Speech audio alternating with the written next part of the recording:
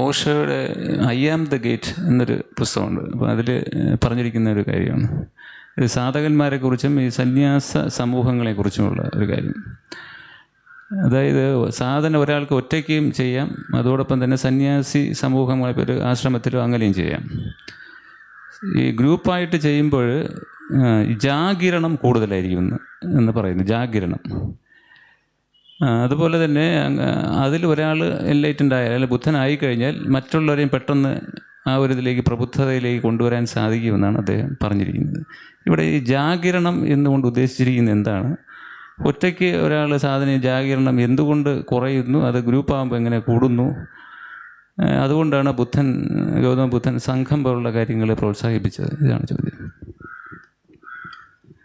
സംഘടിതമായ സാധനയെക്കുറിച്ച് നമ്മൾ മുമ്പ് സംസാരിച്ചിട്ടുണ്ട്. സാർ അത് കേട്ടിട്ടില്ല എന്ന് തോന്നുന്നു. അത് ഒരു ഹോംവർക്കായിട്ട് സാർ എന്തായാലും കേൾക്കേണ്ടി വരും. സാധന എപ്പോഴും ഏകാന്തമാണ്. സംഘടിതമാകും തോറും അതിൻ്റെ ശക്തി കുറഞ്ഞു വരും. കാരണം സാധനയിൽ നിന്ന് വഴിമാറി പോകുന്നതിന് അല്ലെങ്കിൽ ലാഘവ ബുദ്ധിയോടുകൂടി സാധനയെ കാണുന്നതിനൊക്കെ സംഘടിതമായിരിക്കുന്ന പ്രവർത്തനങ്ങളിൽ സാധ്യതയുണ്ട്. ഏകാന്തമായിരിക്കുമ്പോൾ ഞാൻ എന്തിനു വേണ്ടി ഇങ്ങനെ ഇരിക്കുന്നു എന്നുള്ള ആലോചന എപ്പോഴും സാധനയിൽ ശ്രദ്ധിക്കേണ്ട ആവശ്യകതയെക്കുറിച്ച് ഓർമ്മിപ്പിച്ചുകൊണ്ടിരിക്കും. അതല്ലാത്ത പക്ഷം പലപ്പോഴും സംഘടിതമായിരിക്കുന്ന ഒരു സാഹചര്യത്തിൽ മറ്റു പല വിഷയങ്ങളിലേക്കും ഈ സാധകന്മാരുടെ സംഘത്തിലുണ്ടാകുന്ന മറ്റു പല വിഷയങ്ങളിലേക്കും സംസാരങ്ങളിലേക്കും വേർതിരിവുകളിലേക്കും ഒക്കെ നമ്മുടെ ശ്രദ്ധ പോകാൻ സാധ്യതയുണ്ട്. സാധകൻ്റെ ശ്രദ്ധ പോകാൻ സാധ്യതയുണ്ട്. അതുകൊണ്ടാണ് ഭാരതത്തിൽ ഏകാന്തമായ സന്യാസത്തെക്കുറിച്ച് സങ്കല്പങ്ങൾ മുന്നോട്ട് വച്ചിരിക്കുന്നത്. അതിനുശേഷം വന്ന ക്രൈസ്തവ ദർശനങ്ങളിലും ഏകാന്ത സന്യാസത്തിൻ്റെ ചരമസീമയിൽ ആവശ്യമാണ് എന്ന് ബോധ്യപ്പെട്ടിട്ടുണ്ട് എന്ന് മാത്രമല്ല, അത് പ്രാവർത്തികമാക്കുന്നുണ്ട് താനും. അതായത് ക്രിസ്തുവിന് മുമ്പ് തന്നെ മിണ്ടാമളങ്ങൾ എന്ന് പറയുന്ന സന്യാസ സമൂഹങ്ങൾ സ്ത്രീകളുടെ ഇടയിൽ പോലും നിലനിന്നിരുന്നതായിട്ട് അടുത്ത കാലത്ത് എൻ്റെ ഒരു പുരോഹിത സുഹൃത്ത് പറയുകയുണ്ടായി. കാരണം ഏകാന്ത സന്യാസമായിരുന്നു അവിടുത്തെ ഉദ്ദേശം. അവർ സന്യാസ സമൂഹമായിട്ടിരിക്കുന്നെങ്കിൽ പോലും അവർ പരസ്പരം പോലും പരമാവധി സംസാരം കുറച്ചിരുന്ന ആൾക്കാരായിരുന്നു എന്നുള്ളതാണ്. കോണ്ടാക്റ്റുകളും സമ്പർക്കങ്ങളും സംസാരവും ആണ് ഒരുവനെ പുതിയ കർമ്മങ്ങളിലേക്ക് കൊണ്ടുപോയിക്കൊണ്ടിരിക്കുന്നത്. എപ്പോഴും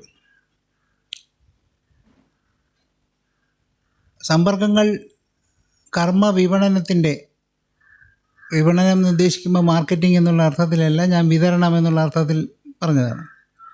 അല്ലെങ്കിൽ കർമ്മവിനിമയത്തിൻ്റെ കാര്യത്തിൽ സമ്പർക്കം ഏറ്റവും പ്രധാനപ്പെട്ട ഒരു മാധ്യമമാണ്. അതുകൊണ്ട് തന്നെ സംഘടിതമായിരിക്കുന്ന സാധനയ്ക്ക് അതിൻ്റേതായ പരിമിതികൾ ഉണ്ടായിക്കൊണ്ടിരിക്കുക. ഇനിയൊരു ഉദാഹരണം പറയുകയാണെങ്കിൽ, ഭാരതത്തിൽ ഞാൻ മുമ്പും പറഞ്ഞിട്ടുള്ളൊരു വിഷയമാണ് ഈ പറയുന്നത്. ഭാരതത്തിൽ ഏകാന്ത സന്യാസം ഏതാണ്ട് ഇപ്പോൾ സാറ് സൂചിപ്പിച്ച പോലെ ഗൗതമ ബുദ്ധൻ്റെ കാലശേഷം സംഘടിതമായ സന്യാസം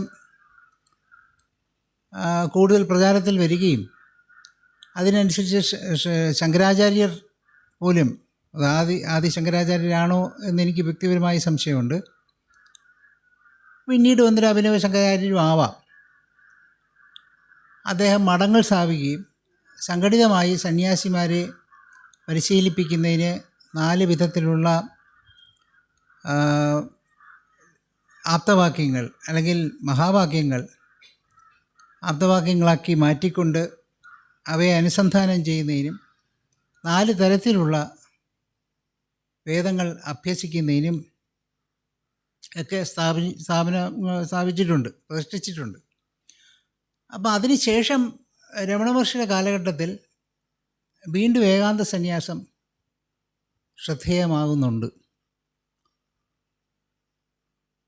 എന്നാൽ അദ്ദേഹത്തിൻ്റെ, ഞാൻ വീണ്ടും ഒന്നുകൂടി ഇത് ആവർത്തിച്ച് പറയുകയാണ്, അദ്ദേഹത്തിൻ്റെ അടുത്ത് പോയി ആ പ്രഭാവത്തിൽ നിന്ന് ഊർജം ഉൾക്കൊണ്ട പലരും പിന്നീട് സമാജങ്ങൾ സ്ഥാപിക്കുന്നുണ്ട്. കാരണം കലിയുഗത്തിൽ സംഘത്തിന് ബലമുണ്ട് എന്നാണ് പൊതുവെ പുരാണങ്ങളൊക്കെ പറയുന്നത്. അതുകൊണ്ടായിരിക്കും ഒരു പക്ഷേ. അങ്ങനെ സംഘടിതമായിരിക്കുന്ന സന്യാസം ഒരുപക്ഷെ ആദ്യമായിട്ട് കൊണ്ടുവരുന്നത് ഗൗതമബുദ്ധന് ശേഷമാണ് എന്ന് പൊതുവെ ഒരു ധാരണയുണ്ടെങ്കിലും ക്രിസ്തുവിന് വളരെ മുമ്പ് ഇത്തരത്തിലുള്ള ഗൂഢ ഇസോട്ടറിക് സാധക സംഘങ്ങൾ, ഇസോട്ടറിക് സ്കൂളുകൾ ഉണ്ടായിരുന്നു എന്നുള്ളത് ശ്രീ ഗുർജീഫ് രേഖപ്പെടുത്തിയിട്ടുണ്ട്. അത് പലരും വിശ്വസിക്കുന്നില്ല എങ്കിൽ പോലും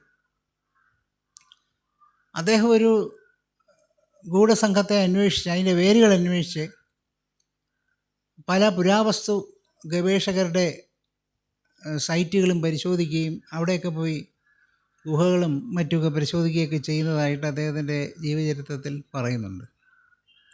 അപ്പോൾ ഇത്തരത്തിൽ സംഘടിതമായിരിക്കുന്ന ഒരു സമൂഹം ആധ്യാത്മിക വൃത്തിയിലേക്ക് പ്രവേശിക്കുന്നത് വളരെ സാധാരണമായിട്ട് തന്നെ അന്ന് ഉണ്ടായിരുന്നു എന്നുള്ളതാണ്. കാരണം മനുഷ്യൻ ഒരു സമൂഹ ജീവിയാണ് സ്വാഭാവികമായിട്ട്.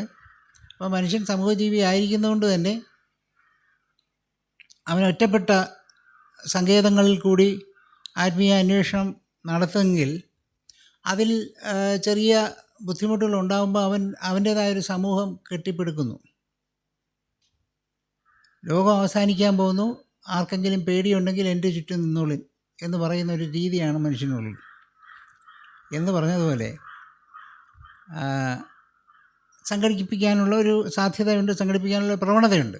ആ പ്രവണത ഉള്ളതുകൊണ്ട് തന്നെ മനുഷ്യൻ ഇത്തരത്തിലുള്ള സംഘങ്ങൾ മുമ്പ് തൊട്ടേ ഉണ്ടാക്കിക്കൊണ്ടിരുന്നത്. അത് ബുദ്ധൻ്റെ പുറത്തോട്ട് ചാരേണ്ട കാര്യമില്ലെന്നാണ് ഞാൻ പറഞ്ഞിട്ടിരിക്കുന്നത്. എന്നാൽ സംഘടിതമായിട്ട് അറിയപ്പെടുന്ന സന്യാസ സമൂഹം അല്ലെങ്കിൽ സാധനാ സംഘം എന്നൊക്കെ പറയുന്നത് ബുദ്ധന് ശേഷം തന്നെയാണെന്നുള്ള കാര്യത്തിൽ സംശയമൊന്നുമില്ല. ബുദ്ധനെ എപ്പോഴും നമ്മൾ പല കാര്യങ്ങൾക്കും, സാമൂഹ്യപരമായ പല കാര്യങ്ങൾക്കും കുറ്റം പറയുന്നതിൻ്റെ കൂട്ടത്തിൽ നമുക്ക് വേണമെങ്കിൽ ഇതും കൂടെ പറയാം എന്ന് ഉള്ളതേ ഉള്ളൂ. വാസ്തവത്തിൽ അതിന് മുമ്പ് തന്നെ സംഘങ്ങളുണ്ട്. അപ്പോൾ ഈ സന്യാസ സംഘങ്ങളുണ്ടായി ചേർന്ന് നിന്ന് പ്രവർത്തിക്കുമ്പോൾ എന്തുകൊണ്ട് ഗൗതമ ബുദ്ധൻ അത് ചെയ്തു എന്ന് ചോദിച്ചു കഴിഞ്ഞാൽ, ഈ മെറ്റീരിയലിസ്റ്റിക് ആയിട്ടുള്ള ഭൗതികമായിരിക്കുന്ന ആകർഷണങ്ങളിൽ നിന്ന് വ്യത്യാസപ്പെട്ടുകൊണ്ട് അതിൽ നിന്ന് വേർതിരിഞ്ഞ് അവരുടേതായൊരു ലോകം സൃഷ്ടിക്കാൻ വേണ്ടി സന്യാസിമാർക്ക് ഒരു സാഹചര്യം കൊടുക്കുക, ഒരു അവസരം കൊടുക്കുക എന്നുള്ള ഉദ്ദേശവും കൂടി അതിനകത്തുണ്ട്. ഗൗതമബുദ്ധൻ്റെ ശിഷ്യന്മാരെല്ലാം ബുദ്ധന്മാരല്ലല്ലോ, സ്വാഭാവികമായിട്ടും സിദ്ധാർത്ഥന്മാരുമല്ല, എന്ന് വെച്ചാൽ അത്രയ്ക്ക് ശ്രദ്ധയുള്ള സാധകന്മാരുമല്ല. ആ കാരണത്താൽ സ്വാഭാവികമായിട്ടും അവർ വ്യതിചലിക്കാൻ സാധ്യതയുണ്ട്, വഴിതെറ്റിപ്പോകാൻ സാധ്യതയുണ്ട് എന്നുള്ളതുകൊണ്ട് തന്നെ അദ്ദേഹം ഇത്തരത്തിലുള്ള സംഘങ്ങളുണ്ടാക്കി എന്നുള്ളതാണ്.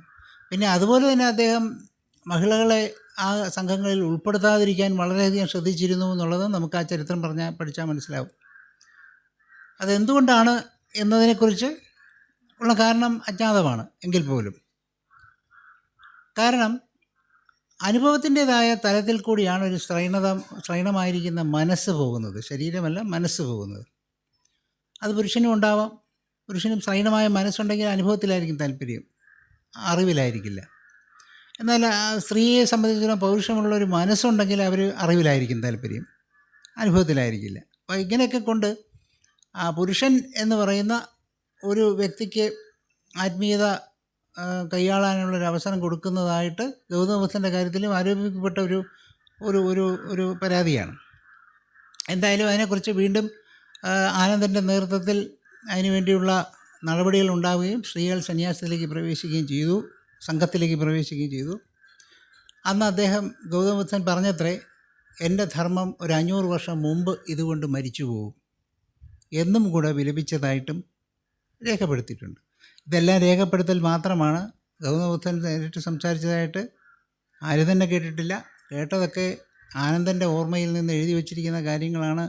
പിന്നീട് ബുദ്ധിസ്റ്റ് കൗൺസിൽ അല്ലെങ്കിൽ ഒരു സിനഡൊക്കെ അന്നാണ് ആദ്യം ഉണ്ടാകുന്നത്. സുനഹദോസ് എന്ന് പറയുന്നത് വാസ്തവത്തിൽ ആ പേരൊന്നും ഇല്ലെങ്കിലും അതൊക്കെ അപ്പോഴേ ഉണ്ട്. ആ ബുദ്ധിസ്റ്റ് കൗൺസിൽ തീരുമാനിക്കുന്ന കാര്യങ്ങളാണ് ഇതൊക്കെ തന്നെ. അപ്പോൾ അത്തരത്തിൽ സംഘടിതമായ സന്യാസം അവിടെ രേഖാമൂലമായി, ചരിത്രത്തിൽ രേഖാമൂലമായി ഉണ്ടായി എന്നുള്ളത് സമ്മതിക്കേണ്ടിയിരിക്കുന്നു. ഇനി വ്യക്തിപരമായ സന്യാസത്തിനുള്ള പ്രത്യേകതകൾ എന്താണെന്ന് ഒന്നുകൂടി ഓർമ്മിപ്പിക്കുകയാണെങ്കിൽ, തീർച്ചയായിട്ടും ഇതിനകത്ത് ഒരു കാര്യം ശ്രദ്ധിക്കേണ്ടത്, ഒരു വ്യക്തിയുടെ ഇൻറ്റഗ്രിറ്റി, അവന് ആത്മീയ സാധനയിലുള്ള ഇൻറ്റഗ്രിറ്റി ചോർന്നു പോകാതെ സംരക്ഷിക്കുന്നതിന് പലപ്പോഴും ഏകാന്തമായ സന്യാസം വളരെ ആവശ്യമാണ് എന്നുള്ളത് കൊണ്ട് തന്നെയാണ് ഇപ്പോൾ ബൗദ്ധ സംഘങ്ങളിൽ പോലും ഏകാന്തമായിരിക്കുന്ന ആത്മീയ അന്വേഷണങ്ങളും സാധനങ്ങളും നിർബന്ധിതമായിട്ട് കൊണ്ടു നടക്കുന്നുണ്ട് എന്നുള്ളതാണ്. അതാണ് ഒന്നാമത്തെ കാര്യം. കാരണം സംഘങ്ങളൊക്കെ തന്നെ അതിൻ്റെ നിലനിൽപ്പിന് വേണ്ടി ഒരു കമ്മ്യൂണിറ്റി എന്നുള്ള സെൻസിൽ അതൊക്കെ ഉണ്ടാകുന്നുണ്ടെങ്കിൽ പോലും individually they are destined to do certain സാധനാസ്, അല്ലെങ്കിൽ പ്രത്യേകിച്ച് ചില ഇസോട്രിക് പ്രാക്ടീസുകൾ പോലും അവരുടെ വ്യക്തിപരമായ തലത്തിൽ ചെയ്യേണ്ടതായിട്ട് അവർക്ക് വരുന്നുണ്ട്. അതൊരിക്കലും സംഘടിതമായ രീതിയിലല്ല. സംഘടിതമായ സാധനങ്ങൾ അതിനകത്തുണ്ട്, ഇല്ലാതിരിക്കുന്നില്ല. പക്ഷേ എന്നാൽ പോലും അവയിൽ വളരെ അരിച്ചു പറക്കി കുറച്ച് പേരെ മാത്രമേ അത്തരം സാധനങ്ങളിലേക്ക് വിടുന്നുള്ളൂ. അതിൻ്റെ പേരുകളൊന്നും നമ്മളിവിടെ ഉദാഹരിച്ചിട്ട് കാര്യമില്ല എന്നുള്ളതുകൊണ്ട് അതിലേക്ക് പോകുന്നില്ല. അപ്പോൾ അത്തരത്തിൽ വ്യക്തിപരമായ സാധനങ്ങൾ ഇൻറ്റഗ്രിറ്റി കീപ്പ് ചെയ്യുന്നതിന് വേണ്ടി ഉണ്ടായിരിക്കണം എന്നുള്ളത് കൊണ്ട് തന്നെയാണ് ക്രൈസ്തവ സന്യസ്തരുടെ ഇടയിൽ ഹെർമിറ്റുകളും അവിടെയുള്ള സന്യാസിമാരും ഒക്കെ ഉണ്ടായിട്ടുള്ളത്. ഇന്ത്യക്ക് പുറത്ത് യൂറോപ്പിൽ പോയി കഴിഞ്ഞാൽ പല നിഗൂഢമായിരിക്കുന്ന സ്ഥലങ്ങളിലും ഒട്ടനവധി ഹെർമിറ്റേജുകൾ, മഠങ്ങൾ ഒക്കെ ഉണ്ട്. അതൊന്നും സംഘടിതമായ പുരോഹിത പ്രവർത്തനത്തിന് വേണ്ടിയുള്ള, പുരോഹിത പഠനത്തിന് വേണ്ടിയുള്ള മൊണാസ്ട്രികളൊന്നുമല്ല. അവയൊക്കെ ഒറ്റപ്പെട്ട പഠനം നടത്തുന്നതിന് വേണ്ടിയുള്ള, സാധന നടത്തുന്നതിനുള്ള സങ്കേതങ്ങളാണ്. കേരളത്തിൽ പോലും മിക്ക സഭകളുടെയും കീഴിൽ ഇത്തരത്തിൽ റിട്രീറ്റുകൾക്ക് വേണ്ടി മാത്രം, സന്യസ്തർക്കായിട്ടുള്ള റിട്രീറ്റുകൾക്ക് വേണ്ടി മാത്രം ചില സങ്കേതങ്ങൾ ഒരുക്കിയിട്ടുള്ളത് ഞാനൊരിക്കൽ സന്ദർശിച്ചിട്ടുള്ളതുകൊണ്ട് പറയാം. അവിടെ അവർ സംസാരിക്കുക പോലുമില്ല, അവർ ധ്യാനത്തിൽ മാത്രമേ ഏർപ്പെടുന്നുള്ളൂ. ധ്യാനത്തിൽ ഏർപ്പെടുന്നവർക്ക് പ്രത്യേകിച്ച് ചില ക്ലാസ്സുകളൊക്കെ കൊടുക്കും, അതൊക്കെ വേറെ കാര്യം. എന്നാൽ പോലും അവിടെയും ഏകാന്തമായ ആത്മീയ അന്വേഷണം തന്നെയാണ് ഇവിടെ നടന്നുകൊണ്ടിരിക്കുന്നത്. ഇനി സാറിൻ്റെ പ്രധാന ചോദ്യത്തിലേക്ക് തിരിച്ചു വരാം. ഈ ജാഗരണം എന്നായിരിക്കും ഉദ്ദേശിച്ചിരിക്കുന്നതെന്ന് എനിക്ക് തോന്നുന്നു. ജാഗരണം എന്ന് പറഞ്ഞാൽ ഉണർത്തൽ എന്നേ അർത്ഥമുള്ളൂ. അദ്ദേഹം എന്താണ് ഉദ്ദേശിച്ചിരിക്കുന്നത് അതിന് മാത്രമേ അറിയാവുള്ളൂ. അതിന് നമ്മൾ മറുപടി പറഞ്ഞിട്ട് കാര്യമൊന്നുമില്ല. എന്നാലും ഈ ജാഗരണം എന്നത് അദ്ദേഹം ഉദ്ദേശിച്ചിരിക്കുന്നത് നിദ്ര പ്രാപിക്കാൻ സാധ്യതയുള്ള സാധകൻ്റെ സ്ഥിതിയെ വീണ്ടും ഉയർത്തെഴുന്നേൽപ്പിക്കുക എന്നുള്ളതാണെന്ന് നമുക്ക് കരുതാം. കാരണം ആ ഉത്തരം തൃപ്തികരമാണെങ്കിൽ അത് സ്വീകരിക്കാം എന്നുള്ളതേ ഉള്ളൂ. എനിക്ക് വലിയ തൃപ്തിയൊന്നുമില്ല, എന്നാലും പറയുകയാണ്. അപ്പോൾ ജാഗരണം എന്നവിടെ ഉദ്ദേശിക്കുന്നത് ഈ സാധനയിൽ ഒരു റൊട്ടീനായിട്ട് സാധന ചെയ്ത് കഴിയുമ്പോൾ സ്വാഭാവികമായിട്ട് അതിൽ മടുപ്പ് തോന്നാനുള്ള എല്ലാ സാധ്യതയും മനസ്സുകൾക്കുണ്ട്. സന്യാസിമാരുടെയോ അല്ലെങ്കിൽ സാധകന്മാരുടെയോ ഒക്കെ ഉള്ള റൊട്ടീൻസ് ആയിക്കുമ്പോൾ അവർക്ക് എന്തെങ്കിലും തരത്തിലുള്ള വ്യത്യാസം വേണ്ടി വരും. അപ്പോൾ ആ വ്യത്യാസം അവർക്കിങ്ങനെ വെറൈറ്റിയാണ്. മനുഷ്യൻ്റെ പ്രകൃതിയുടെ നിയമമേ വെറൈറ്റിയാണ്, അതിന് സംശയമൊന്നുമില്ല. അതുകൊണ്ട് പ്രകൃതി ആരിലൊക്കെ ഉൾക്കൊള്ളുന്നുവോ, ആരൊക്കെയാണോ പ്രകൃതിയെ ജയിക്കാതിരിക്കുന്നത്, അവരെല്ലാം ഈ വെറൈറ്റിക്ക് അധീനരാണ്. ഒരേ ഭക്ഷണം ദിവസവും കഴിക്കാൻ പറ്റുക ഒരു സാധനമാണ്, വലിയ പാടായിരിക്കും. ദിവസവും ഒരേപോലെ മനുഷ്യൻ അങ്ങനെ ചെയ്യില്ല, വെറൈറ്റി ഭക്ഷണങ്ങൾ ഉണ്ടാക്കിക്കൊണ്ടിരിക്കും. അങ്ങനെ എല്ലാ കാര്യത്തിനും വെറൈറ്റി. നിവൃത്തിയില്ലാതെ ഏകപത്നി വ്രതക്കാരും പതിവ്രതകളുമൊക്കെ ആ വെറൈറ്റി ഉപേക്ഷിക്കുന്നു എന്നുള്ളതേ ഉള്ളൂ. പ്രകൃതിയുടെ സ്വഭാവം അതല്ല. പ്രകൃതി എപ്പോഴും ഈ വെറൈറ്റിയുടെ കൂടെയാണ്. അതുകൊണ്ട് തന്നെ ഈ ഏകാന്ത സന്യാസത്തിൽപ്പെടുന്നവർ അല്ലെങ്കിൽ സന്യാസ സംഘങ്ങളിൽ പെടുന്നവർ അവരുടെ സാധനയിൽ വരുന്ന മടുപ്പ് കൊണ്ട് പലതരത്തിലുള്ള വ്യതിയാനങ്ങളിലേക്ക് പെട്ടുപോകാൻ സാധ്യതയുണ്ട്. വഴിയിൽ അതിനെ ജോൺസ് എന്ന് വിളിക്കും, JAUNTS, ജോൺസ് എന്നാണ് പറയുന്നത്. വഴിമാറിയുള്ള സഞ്ചാരം. ഒരു വഴി കൂടെ പോകുമ്പം ഇടയ്ക്ക് ഒരു ആകർഷണം കണ്ടുകൊണ്ട് അങ്ങോട്ട് പോകുന്ന വഴി പിന്നെ തിരിച്ചു വരാതിരിക്കുന്നതാണ് ഈ സാധനയ്ക്കുള്ളൊരു പ്രത്യേകത. അങ്ങനെ വഴിമാറിപ്പോയി കഴിഞ്ഞാൽ ചിലപ്പോൾ തിരിച്ച് സാധനയിൽ വരാൻ സാധിക്കില്ല. അപ്പോൾ അതുകൊണ്ട് അങ്ങനെ വഴിമാറ്റങ്ങൾ ഒഴിവാക്കുന്നതിന് വേണ്ടി, അബദ്ധസഞ്ചാരം എന്നൊന്നും അതിനെ വിളിക്കണ്ട, എന്നാലും ഒരു പഥം തീരുമാനിച്ചിരിക്കുന്നതുകൊണ്ട് അതൊരു അബദ്ധസഞ്ചാരം തന്നെയാണ്. അപ്പോൾ അബദ്ധസഞ്ചാരങ്ങൾ ഒഴിവാക്കുന്നതിന് വേണ്ടി സംഘടിതമായൊരു സന്യാസം, ജാഗരണം, ഉണർത്തി വയ്ക്കൽ, ഉണർത്തിക്കൊണ്ടിരിക്കൽ, ഉണർത്തി സൂക്ഷിക്കൽ എന്നൊക്കെ അതിന് അർത്ഥം കണക്കാക്കാം. അപ്പോൾ അത്തരത്തിലുള്ള ഉണർത്തൽ ആവശ്യമുള്ളത് കൊണ്ട് സംഘടിതമായ പ്രവർത്തനം ഉണ്ടാകുന്നു എന്ന് പറയാം. പിന്നെ ഓഷോ സൂചിപ്പിച്ച മറ്റൊരു കാര്യം ഇതിനകത്തിപ്പോൾ ഇത് സാറ് ചോദിച്ചത്, ഒരാൾ ബോധവാനാണെങ്കിൽ മറ്റുള്ളവരെ കൂടെ ബോധവാനാക്കുന്നതിനുള്ള ഒരു സാധ്യത ഉണ്ടാകുന്നു എന്നുള്ളത് വളരെ ശരിയായ കാര്യമാണ്, സംശയമൊന്നുമില്ല. പക്ഷേ അതുപോലെ തന്നെ വളരെ മുന്നിൽ സഞ്ചരിച്ചു കൊണ്ടിരിക്കുന്ന ഒരു സാധകൻ്റെ സാധനയുടെ ബലം കുറയുന്നതിനും കാരണമുണ്ട്. നേരെ തിരിച്ച് സമൂഹമായിരിക്കുന്ന ഒരു ധ്യാനത്തിൽ തന്നെ അത് സംഭവിക്കാറുണ്ട്. നല്ലൊരു ധ്യാനം പരിശീലിച്ച് നല്ല അഡ്വാൻസ് ആയിട്ടുള്ളൊരു സാധകൻ്റെ കാര്യത്തിൽ അയാളൊരു സമൂഹ ധ്യാനത്തിൽ ഇരിക്കുകയാണെങ്കിൽ ചിലപ്പോൾ അദ്ദേഹത്തിന് അടിസ്ഥാനപരമായിരിക്കുന്ന ഏകാഗ്രത പോലും കിട്ടാതെ വിഷമിക്കുന്നതായിട്ട് കാണാം. അല്ലെങ്കിൽ ശാരീരികമായ ബുദ്ധിമുട്ടുകളുണ്ടാകുക, കൊതു കടിക്കുന്നതായിട്ട് തോന്നുക, ഉഷ്ണമായിട്ട് തോന്നുക, ഇങ്ങനെ പലതരത്തിലുള്ള ശല്യങ്ങൾ ഉണ്ടാക്കിക്കൊണ്ടിരിക്കുന്നതായിട്ട് കാണാം. ഇതിന് കാരണം എന്ന് പറയുന്നത് സാധകരല്ലാത്ത അല്ലെങ്കിൽ സാധനയിൽ ഇൻ്റഗ്രേറ്റഡ് അല്ലാത്ത, നിശ്ചയദാർഢ്യത്തോടുകൂടി സാധനയിൽ പ്രവർത്തിക്കാത്ത, സാധനയിൽ പ്രവേശിക്കാത്ത ഒട്ടനവധി ആൾക്കാരുടെ ഇടയിലിരിക്കുന്നതുകൊണ്ട് ആ ഒരു കൾച്ചർ അവരിലേക്ക് പകരുന്നു എന്നുള്ളതാണ്. അത് സൂചിപ്പിക്കാതെ പോയിരിക്കുന്ന വിഷയമാണ്. മറ്റേ പറഞ്ഞതുപോലെ എൻലൈറ്റൻഡ് ആയിരിക്കുന്ന ഒരാൾക്ക് മുകളിലേക്ക് കൊണ്ടുവരാൻ സാധിക്കും, അവരുടെ കോണ്ടാക്റ്റ് കൊണ്ട് തന്നെ സാധകന്മാരെ മുകളിലേക്ക് കൊണ്ടുവരാൻ സാധിക്കും. പക്ഷേ അതിനകത്ത് ആ സാധകന് അതിനുകൊണ്ട് നഷ്ടങ്ങൾ വരുന്നുണ്ട് എന്നുള്ള കാര്യം ശ്രദ്ധിക്കണം. സാധകനല്ല, ആ സിദ്ധന്. സാധകൻ എന്നൊരു വാക്ക് ഉപയോഗിക്കുകയാണെങ്കിൽ അതിൻ്റെ പെർഫെക്ഷൻ എന്നുള്ള നിലയിൽ സിദ്ധൻ എന്ന് ഉപയോഗിക്കുന്നു. ബോധനം സ്വീകരിച്ചുകൊണ്ടിരിക്കുന്ന ആളിൽ നിന്ന് വ്യത്യസ്തനായിട്ടൊരു ബുദ്ധൻ എന്ന് ഉപയോഗിക്കുന്നു. ആ ബുദ്ധനെ സംബന്ധിച്ചിടത്തോളം ബുദ്ധൻ ഒരുപാട് കർമ്മങ്ങൾ ചുറ്റുപാടിൽ നിന്നുള്ളവരിൽ നിന്ന് ഏറ്റെടുക്കേണ്ടി വരികയും അതൊക്കെ അദ്ദേഹത്തിൻ്റെ വർത്തമാനകാല ശരീരത്തിൽ അനുഭവിക്കേണ്ടിയും വരുന്നു.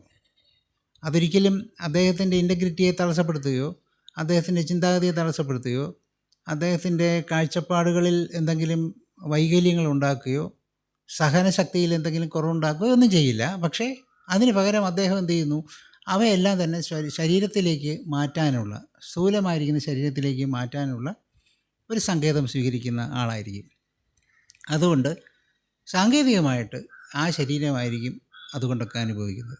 അതും ഒരുപക്ഷെ അദ്ദേഹം പറഞ്ഞു കാണണം, സാർ അത് കോട്ട് ചെയ്തിട്ടില്ല എന്നുള്ളതേ ആയിരിക്കുള്ളൂ, ഒരുപക്ഷെ അതും പറഞ്ഞിരിക്കണം എന്നാണ് എൻ്റെ വിശ്വാസം. അപ്പോൾ ഇത്തരത്തിൽ സംഘടിതമായ സന്യാസവും സംഘടിതമായ സാധനയും ഏകാന്തമായ സാധനയും ഒക്കെ എടുത്തു നോക്കുമ്പോൾ അടിസ്ഥാനപരമായി സാധന ഏകാന്തമാണ്, അതൊരിക്കലും സംഘടിതമായി ചെയ്യാനുള്ളതല്ല. പക്ഷേ കലവ് സംഘം എന്ന് പറയുന്നുണ്ട്, കലിയുഗത്തിൽ സംഘത്തിന് ബലമുണ്ട് എന്ന് പറയുന്നുണ്ട്. കാരണം വേറൊന്നും കൊണ്ടല്ല, ഒറ്റയ്ക്കല്ല, അഡ്വാൻസ് ചെയ്യാനുള്ള സാധ്യത വളരെ കുറവാണ്. അതുകൊണ്ട് അടുത്ത കാലത്തുണ്ടായിരുന്ന എല്ലാവരെയും സംബന്ധിച്ചിടത്തോളം അവർ തീർച്ചയായിട്ടും സംഘടിതമായിരിക്കുന്ന സാധനയ്ക്ക് പ്രാധാന്യം കൊടുക്കുന്നുണ്ട്. സംഘടിതമായ സാധനയ്ക്ക് പ്രാധാന്യം കൊടുക്കുന്നുണ്ടെന്ന് പറഞ്ഞു കഴിഞ്ഞാൽ സംഘടിതമായിരിക്കുന്ന സാധന കൊണ്ട് മാത്രമേ മുന്നോട്ട് പോകാൻ സാധിക്കുകയുള്ളൂ എന്നുള്ളത് കൊണ്ട് ഒരു സംഘടിത മനോഭാവം ഉണ്ടായിരിക്കണം എന്നുള്ളത് കൊണ്ടും ഒക്കെയാണ് വച്ചിരിക്കുന്നത്. സൊസൈറ്റിയിലാവുക എന്നുള്ള ഉദ്ദേശത്തിലുമാണ്. ഇപ്പം ഈ വർത്തമാന കാലത്ത് നടക്കുന്ന ഒരു പ്രശ്നം എടുത്ത് നോക്കിയാൽ അറിയാം. ഇപ്പോൾ ഈ ഓൺലൈൻ കോഴ്സുകളിൽ കൂടിയോ അല്ലെങ്കിൽ അത്തരത്തിലുള്ള കോഴ്സുകളിൽ കൂടെ, ഓൺലൈൻ കോഴ്സിൽ കൂടെയൊക്കെ വിദ്യാഭ്യാസം നേടുന്നു. അവർക്കുള്ള വൈകല്യം എന്താണ് എന്ന് ചോദിച്ചാൽ അവർ കോളേജിലെ വിദ്യാർത്ഥി സമൂഹമായിട്ട് ഇടപഴകുന്നില്ല, ഒറ്റപ്പെട്ട് വീട്ടിൽ നിൽക്കുകയാണ്, അല്ലെങ്കിൽ അവനവൻ്റേതായ സങ്കേതങ്ങളിൽ നിലനിൽക്കുകയാണ്. അവിടെയാണ് പ്രശ്നം വരുന്നത്. അതുകൊണ്ട് എന്താ വെച്ചാൽ അവൻ ഒരിക്കലും സമൂഹത്തെ അന്ന് അവിടെ തന്നെ ഇരുന്ന് മരിക്കാമെങ്കിൽ കുഴപ്പമൊന്നുമില്ല. പക്ഷേ വിദ്യാഭ്യാസം നേടിക്കഴിഞ്ഞിട്ട് അവൻ ഇറങ്ങാൻ പോകുന്നത് സമൂഹത്തോടാണ്. ഈ സമൂഹത്തിൽ വ്യാഘ്ര വല്ലുവാദികളൊക്കെ തന്നെയും നിറഞ്ഞിരിക്കുന്നു. അപ്പോൾ അത്തരത്തിലുള്ള കടുവയും പുലിയും ഒക്കെ ഉള്ളിടത്തോട്ട് ഇറങ്ങുമ്പോൾ പെട്ടെന്ന് ഒരു അന്താളിപ്പ് അവന് വരികയും സമൂഹത്തെ അവൻ ഭയക്കുകയും ചെയ്യുകയും അവനൊരു വിഡ്രോയൽ സിൻഡ്രോം ഉണ്ടാവുകയും ഒക്കെ ചെയ്യാം. അപ്പോൾ ആ സാഹചര്യത്തിലാണ് സംഘടിതമായിരിക്കുന്ന അധ്യയനം പോലും ആവശ്യമാണ് എന്ന് മുമ്പുള്ളവർ തീരുമാനിച്ചത്.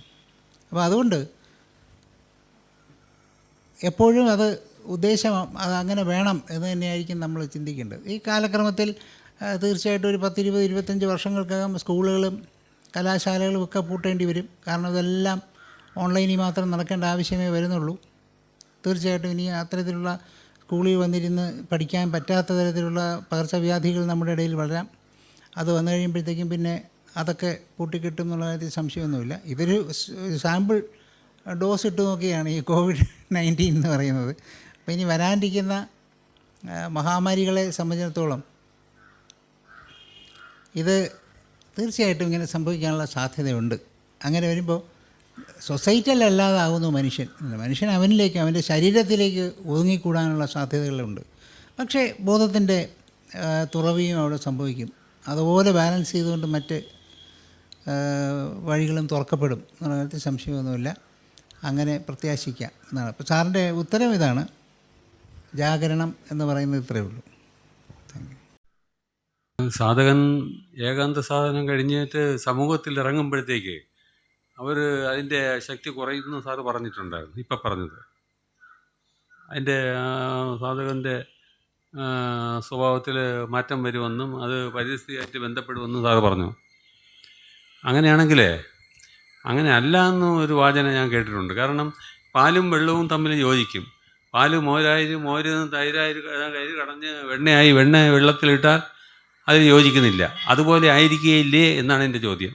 അതിൽ ഞാൻ ഒന്നാമത് ആദ്യത്തെ അങ്ങ് പറഞ്ഞത് സാറ് ശ്രദ്ധിച്ചതിൽ കുഴപ്പമുണ്ടെന്നാണ് എനിക്ക് തോന്നുന്നത്. അങ്ങനെയല്ല പറഞ്ഞത്. സാധകൻ അവൻ്റെ സിദ്ധി പ്രാപിച്ചതിന് ശേഷം അവൻ സമൂഹത്തിലെല്ലാം എവിടെ പോയാലും അവനൊരു മാറ്റവും വരില്ല. കാരണം വെണ്ണയായി തീരുന്നത് ഒരു പ്രക്രിയ വഴിയാണ്, ഒരു പ്രോസസ്സ് വഴിയാണ്. ആ പ്രോസസ്സ് വഴി അവൻ വെണ്ണയായി കഴിഞ്ഞാൽ പിന്നെ എവിടെയായാലും അത് വ്യത്യസ്തമായിട്ട് തന്നെ നിൽക്കുന്നു, അതിന് സംശയമൊന്നുമില്ല. സാധകനായിരിക്കുന്നവൻ കറങ്ങാൻ പോകുമ്പോഴത്തെ കാര്യമാണ് ഈ പറഞ്ഞുകൊണ്ടിരുന്നത്. അല്ലാതെ ഒരിക്കലും സിദ്ധൻ്റെ കാര്യമല്ല, പൂർണ്ണതയിലെത്തുന്നവൻ്റെ കാര്യമല്ല. പൂർണ്ണതയിലെത്തുന്നവനെ സംബന്ധിച്ചിടത്തോളം അവൻ എവിടെയായാലും ഒരുപോലെ തന്നെയാണ്.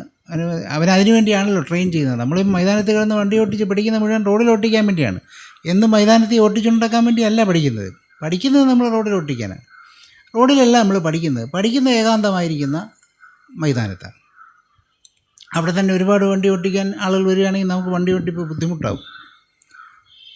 അതുകൊണ്ട് നമ്മൾ ഏകാന്തമായിരിക്കുന്ന സ്ഥലം കണ്ടുപിടിച്ച് അവിടെ കാർ ഓട്ടിച്ച് പഠിപ്പിക്കും. എന്നിട്ട് നമ്മൾ ഹൈവേയിൽ ഓട്ടിക്കുന്നു. അതുപോലെ ആയിരിക്കും.